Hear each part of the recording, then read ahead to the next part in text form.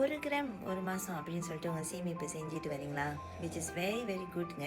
ஆனால் எப்போ கரெக்டான டைம் நம்ம வந்து ப்ரொமோஷன் ஆகிறதுக்கு ப்ரொமோஷனாக்கா 1 கிராம்லேருந்து 10 கிராமுக்கு எப்போ நம்ம வந்து ப்ரொமோஷன் ஆகுறது அப்படின்னு சொல்லிட்டு தாங்க.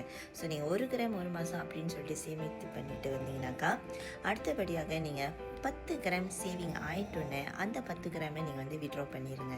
ஸோ அது ஏன் விட்ரா பண்ணிடுங்க அப்படின்னு சொல்லுறேன்னா, உங்கள் கையில் ஃபிசிக்கலாக நீங்கள் கோல்டை சேமிப்பு பண்ணும்போது அதுதாங்க ரியல் மோட்டிவேஷன். நீங்கள் இன்னும் பெரிய பெரிய மார்க் வந்து அடையிறதுக்கு, அதாவது இன்னும் ஹைட்ஸ், இன்னும் நீங்கள் வந்து இன்னும் பெரிய பெரிய கோல் பாரை சேவிங் பண்ணணும்.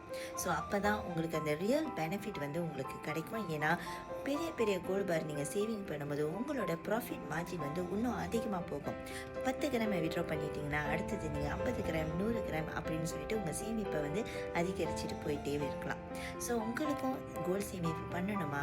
இதை பற்றி உங்களுக்கு இன்னும் மேலும் விவரம் தெரியணுமாங்க? பயோவில் லிங்க் இருக்குது. லிங்கை கிளிக் பண்ணிவிட்டு எனக்கு புலனம் பண்ணுங்கள்.